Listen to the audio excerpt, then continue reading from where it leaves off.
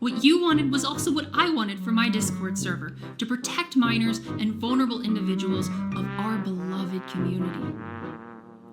However, hell is full of good intentions, and heaven is full of good works. Your assumptions about me, my disorder, my intentions, my past, and the contents of my character have been proven wrong time and time again. If you could not even get the simplest, most prominent aspect of me correct, that I have DID and I have good intentions, then you have no credibility to judge any aspect of my life or my past or who I am as a person.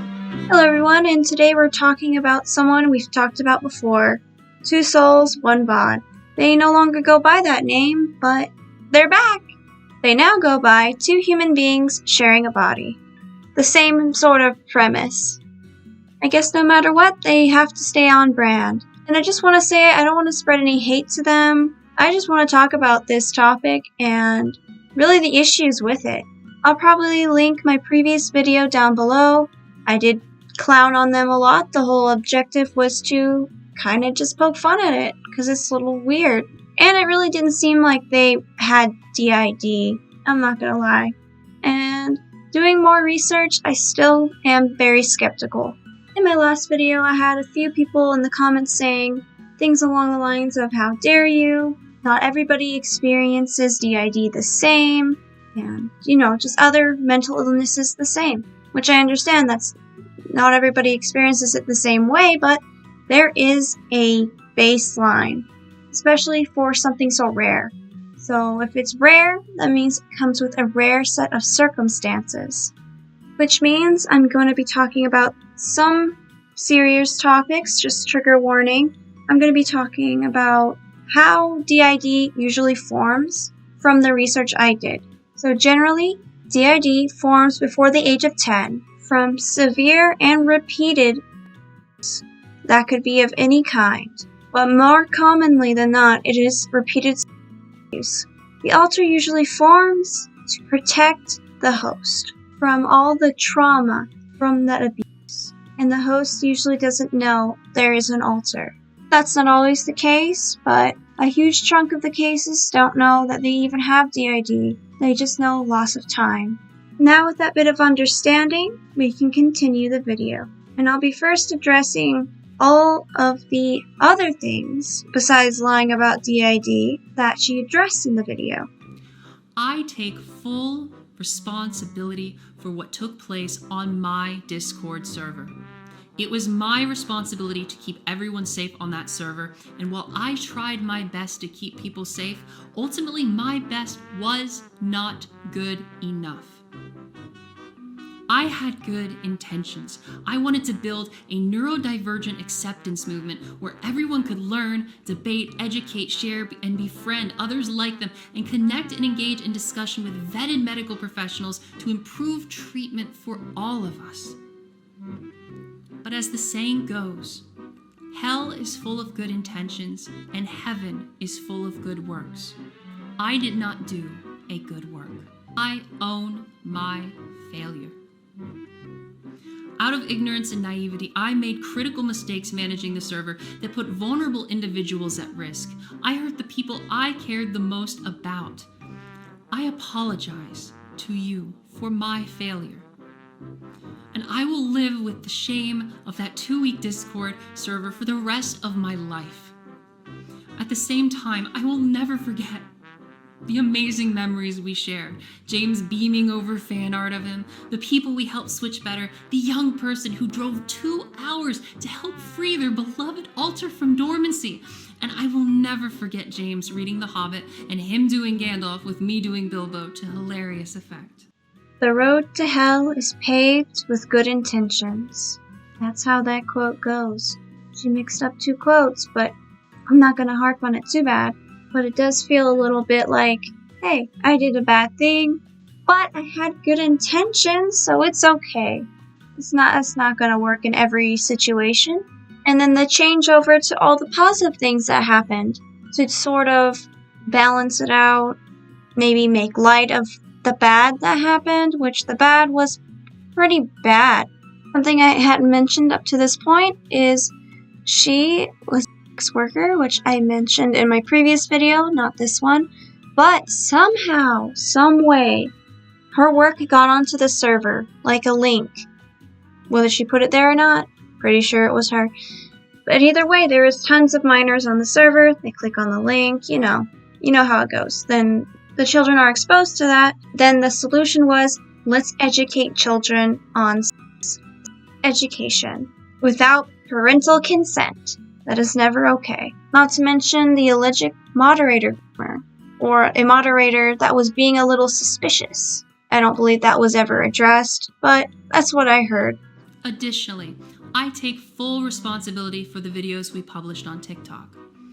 While our videos were accurate to our brain and showed a real look into our lives living with DID, I was naively unaware of the risks of exploring a disorder on a public platform with minors, and for this I apologize.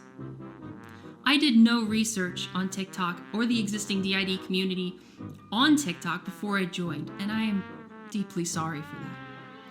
I had come out of denial with my DID only a month before and joined completely blind to the community as a whole without understanding fully TikTok or Discord or how careful you had to be in spaces with minors.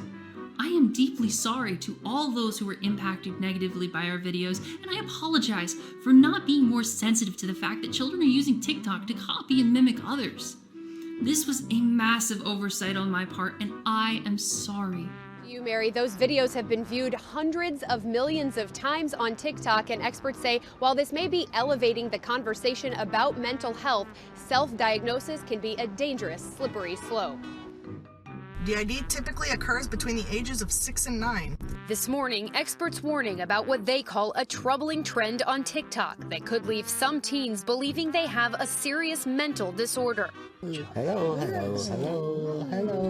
Posts with the hashtag dissociative identity disorder and borderline personality disorder viewed hundreds of millions of times. Some of those videos listing possible signs to look out for and encouraging viewers to self-evaluate. Here lies one of the major problems I have, self-diagnosis, which TwoSoulsOneBod seem to really preach since they self-diagnosed themselves before, which was a big issue. And it's still an ongoing issue because people are still self-diagnosing, saying they have it because they self-diagnosed, which is a big problem because that spreads misinformation and just makes people think they have something that they probably don't have.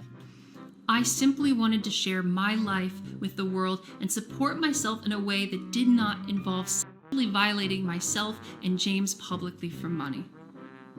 If you think my goal was to advertise my adult content, you are wrong. I have been trying to escape sex work for the last year, and ever since James came out of dormancy, my adult work has been violating and non-consensual.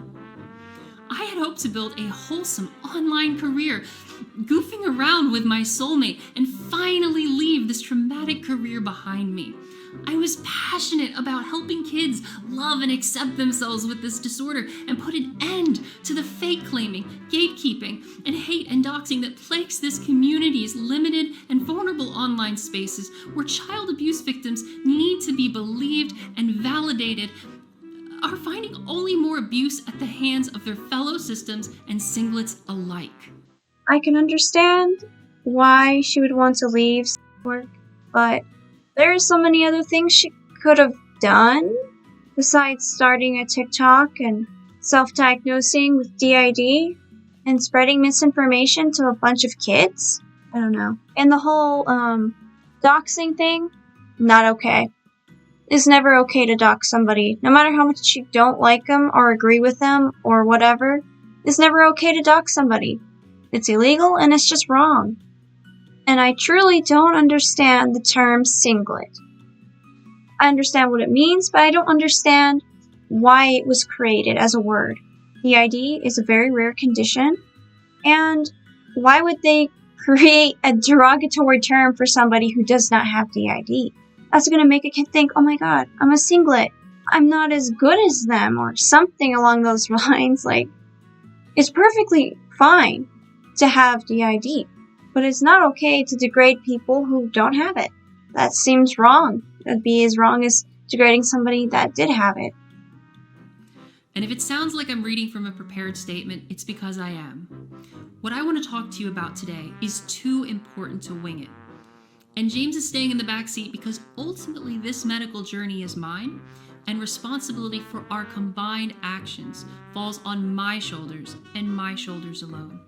Scheduled back in December. On February 3rd, I was evaluated and formally diagnosed with dissociative identity disorder, also known as DID. James and I are now both medically confirmed to exist by a professional with 12 years of schooling and a career evaluating mental disorders. I highlight my diagnosis so prominently because I had my life repeatedly threatened for faking a crippling disorder I actually have. Different regions of the world would handle DID differently with their own policies and medical standards, much like they do in the trans community. I was fully prepared to go years being evaluated and undergoing specialized therapy, and I was prepared to move across the country if need be. However, that was not necessary. Doctors here in Oregon are brilliantly educated, and OHSU has diagnosing patients down to a finely tuned science. Now, with that in mind, I looked up the logistics of a diagnosis being good over the phone. And it came up, no, they don't believe it's very good over the phone. There is insufficient evidence that diagnosis telephone interviews for diagnosis of psychiatric disorders are valid. Sure, maybe Zoom calls are better, but there's no proof to really say that they are reliable at this point. So,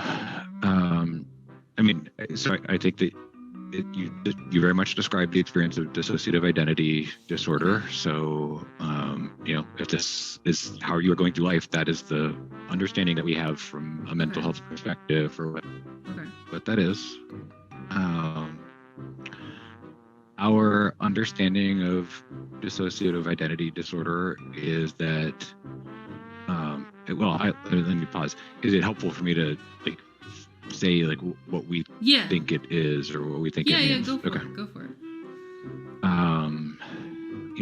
Our best understanding is that everybody is one person, and sometimes under circumstances of trauma, somebody learns that stepping outside of themselves is the only way to kind of mentally survive trauma.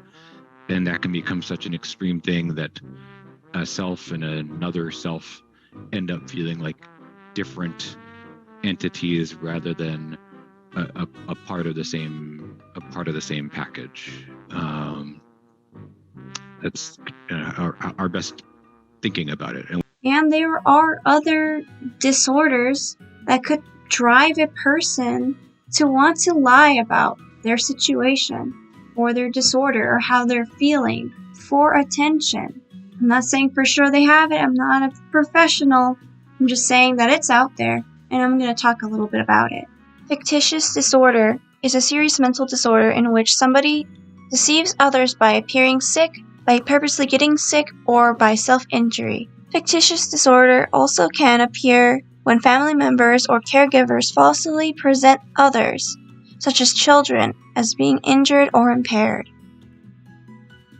How those with factitious disorder fake illness, exaggerating existing symptoms, making up histories, faking symptoms, causing self-harm, and tampering. Faking symptoms is the one I want to focus on, where they will present something that's completely fake for attention. Munchausen syndrome is the same as factitious disorder. They just go by different names. A patient fakes illness to gain attention and sympathy. Common presentations of this syndrome are pretending to be in pain, exaggerate symptoms, fake symptoms including psychological symptoms.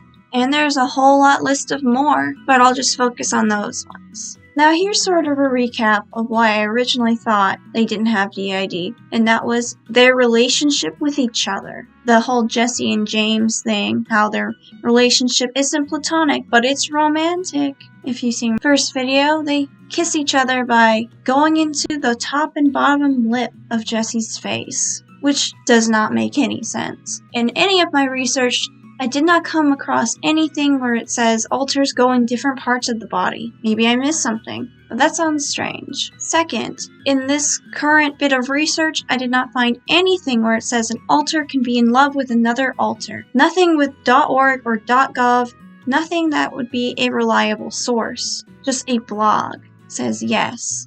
If there is co-conscience, there could be love there. And if co-conscience is really a thing, then it's probably really rare. Like I said, in 90% of cases, they don't even know that they have altars. And they mentioned that they didn't know about each other until way later in life, when they were in their 20s. But you would think that their family members would have noticed that they change. And they mentioned they were formed by love, which is also untrue. Then they went on to say that it was likely formed due to the abuse in their relationship with their ex, which was in their adulthood. And based on what we know about DID, that wouldn't be how it was formed. It would have to be in childhood. And the strangest thing is, I heard they recently got engaged to each other. So Jessie's going to marry herself? To each their own, I guess. And like I said at the beginning of this video, I'm not trying to spread hate. I'm not really trying to be hateful. I just want the truth. I just want to know what the truth is. And I've become rather invested in this case because I've done a video on it a few months ago and things just keep changing. And I would like them to stop spreading misinformation. That would be nice. And this whole apology, I mean, people can change, but since they're still insisting on this DID thing, it makes me question whether they are genuine in their apologies about the Discord server and things of that nature. Especially because they said, well, if you couldn't figure out that I had DID, then, well, you have no credibility and you can say anything about my character or who I am as a person. Very dramatic. But then they're like, I'm sorry and I forgive you, which is... It kind of rubbed me the wrong way. It was kind of strange. Usually in an apology, you don't push blame onto other people. You just say, hey, I'm sorry for my stuff, and that's it. Basically, my thinking is, I could be wrong about the whole DID thing, maybe, but I more believe she probably has a different disorder, such as Factitious disorder or Munchausen syndrome. I'm not saying for sure, like, I'm not a doctor. I'm not a psychiatrist. I just use Google, so... Take it with a grain of salt. This part is really random, but I did make an appearance in somebody else's video regarding this video. It was only a clip for a couple seconds, me saying TwoSoulsOneBod, but I thought that was kind of cool. And he is somebody I've been watching for a while. He's the YouTuber Ablaze, and 30 seconds in, his newest video, TikTok's worst DID faker isn't happy. I'm just happy that he probably watched my video to get some information. And I'm glad people are just watching my videos. I do work pretty hard on them, so thank you to everyone who watches them. But let me know what y'all think down in the comments below. Is TwoSoulsOneBod faking? Are they not? Do you think they're really sorry about what happened on the Discord server? Let me know. And I'll see y'all next time. Bye!